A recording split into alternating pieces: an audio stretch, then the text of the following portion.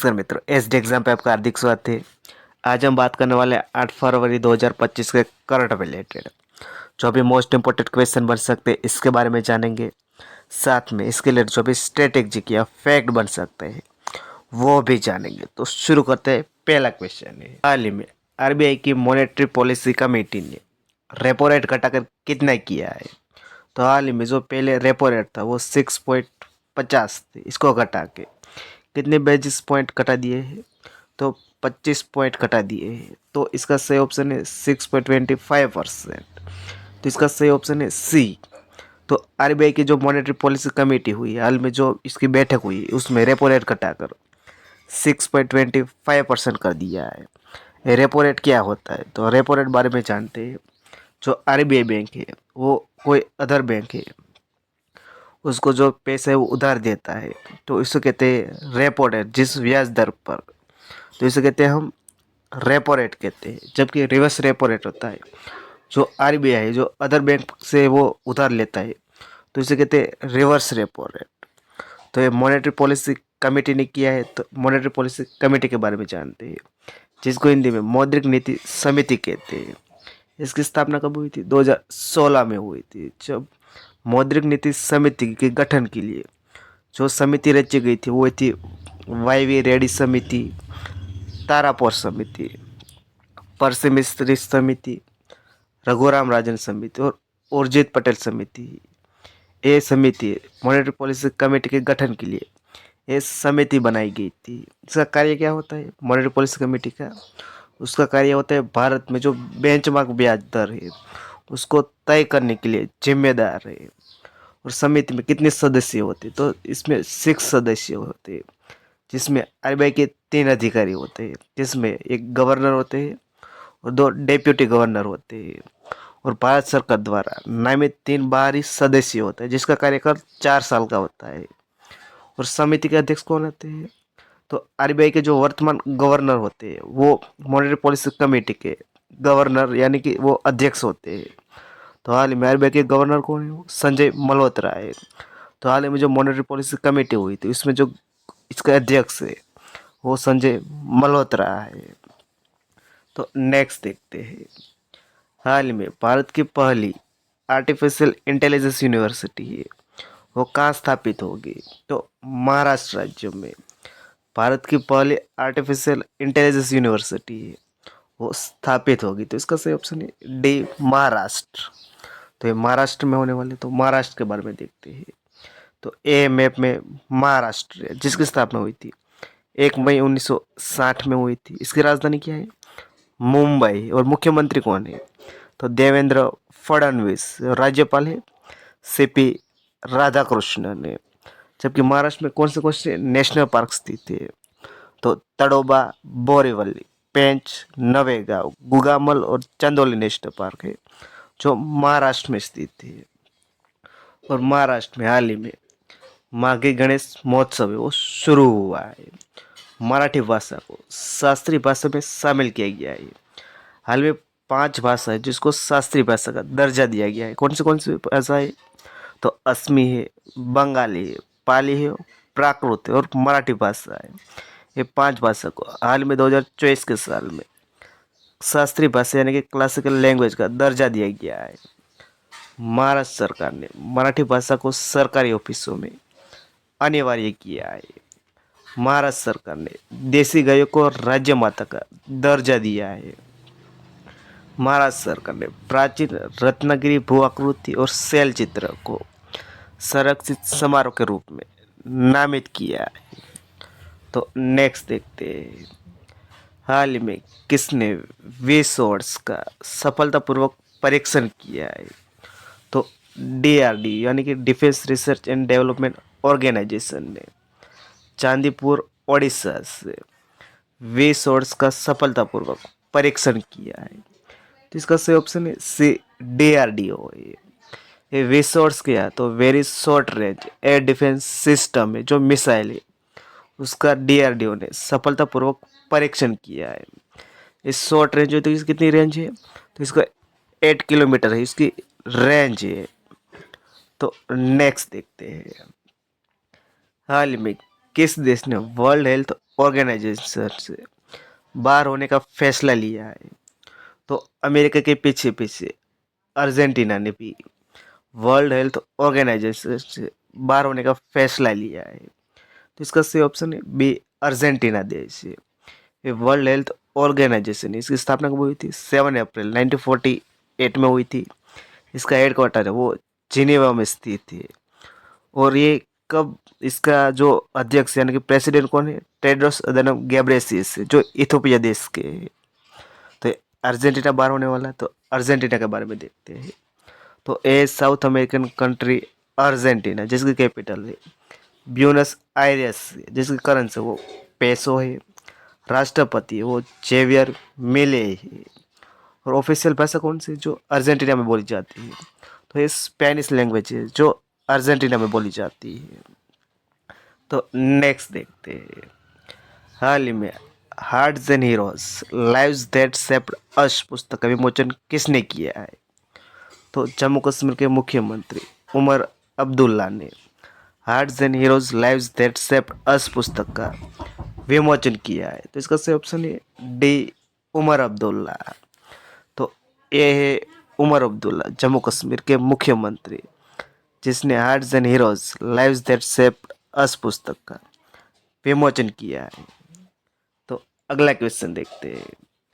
हाल ही में 10वां अरुणाचल फिल्म महोत्सव कहाँ शुरू हुआ है? तो अरुणाचल प्रदेश के राजधानी ईटानगर में 10वां अरुणाचल प्रदेश फिल्म महोत्सव शुरू हुआ है। तो इसका सही ऑप्शन है ए, ईटानगर। तो ये अरुणाचल प्रदेश में हुआ है।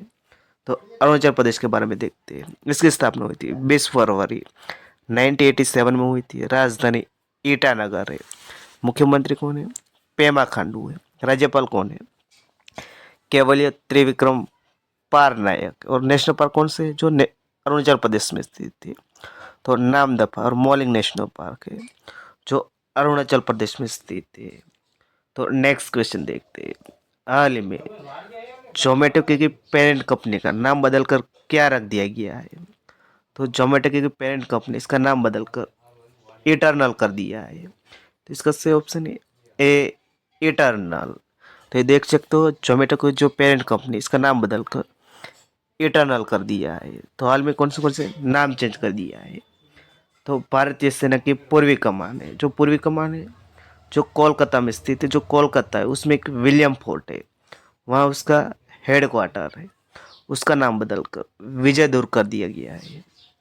असम में करीमगंज जिले का नाम बदलकर श्रीभूमि कर दिया गया है।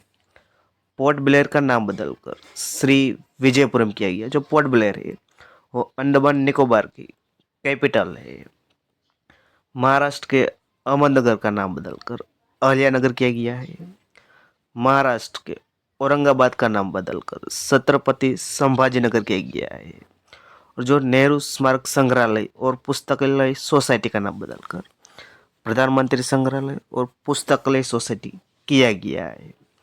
जो मुंबई में बांद्रा वर्सोवा सेलिंग का नाम बदलकर स्वतंत्र वीर सावरकर सेलिंग कर दिया गया है। सौराष्ट्र क्रिकेट एसोसिएशन का नाम बदलकर निरंजन शाह स्टेडियम कर दिया गया। ये निरंजन शाह स्टेडियम है वो गुजरात के राजकोट में स्थित है। तो नेक्स्ट देखते हैं। हाल ही में भारत है वो चंद्रयान 4 मिशन है वो कब लॉन्च करेगा? तो 2027 के साल में भारत है दो चंद्रयान 4 मिशन है वो लॉन्च करेगा। तो इसका सही ऑप्शन है सी, 2027 में करने वाला है। तो पहला जो चंद्रयान मिशन 1 था वो 2008 में लॉन्च किया गया था। चंद्रयान 2 कब लॉन्च किया गया था? तो 2019 में किया गया था। जबकि चंद्रयान 3 है वो 2023 में लॉन्च किया गया था। अब चंद्रयान 4 है वो 2027 में लॉन्च किया जाएगा। तो नेक्स्ट देखते हैं। हाल ही में किस देश के क्रिकेटर मार्कस स्टोनियस ने वनडे से रिटायरमेंट लिया है? तो ऑस्ट्रेलिया देश के क्रिकेटर मार्कस स्टोनियस ने वनडे से रिटायरमेंट लिया है। तो इसका सही ऑप्शन है बी, ऑस्ट्रेलिया। तो ए, ऑस्ट्रेलिया देश के क्रिकेटर मार्कस स्टोनियस ने, जिन्हें वनडे से रिटायरमेंट लिया है। तो ऑस्ट्रेलिया की है तो ऑस्ट्रेलिया के बारे में देखते हैं। ये है मैप में ऑस्ट्रेलिया, जिसकी कैपिटल वो कैनबेरा है। करेंसी ऑस्ट्रेलियन डॉलर है।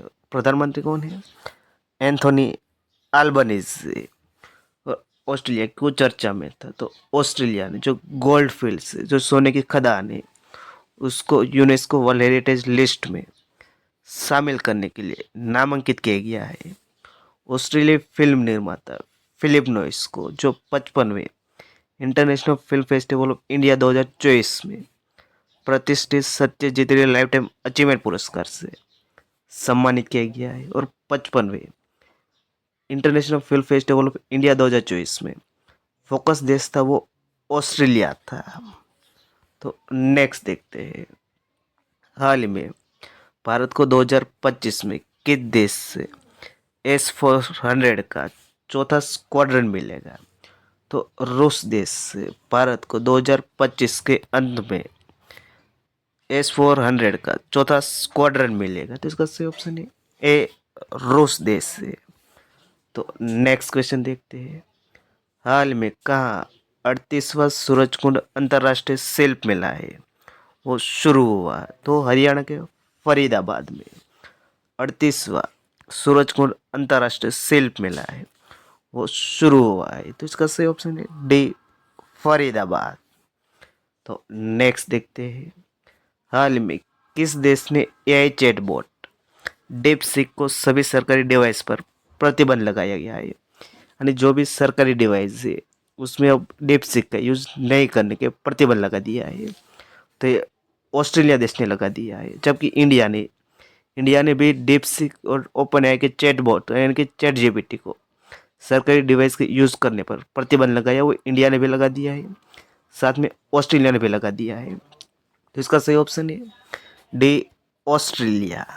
तो नेक्स्ट देखते हैं, हाल ही में किसने इंटरनेशनल क्रिकेट में अपने 600 विकेट है वो पूरे किए हैं?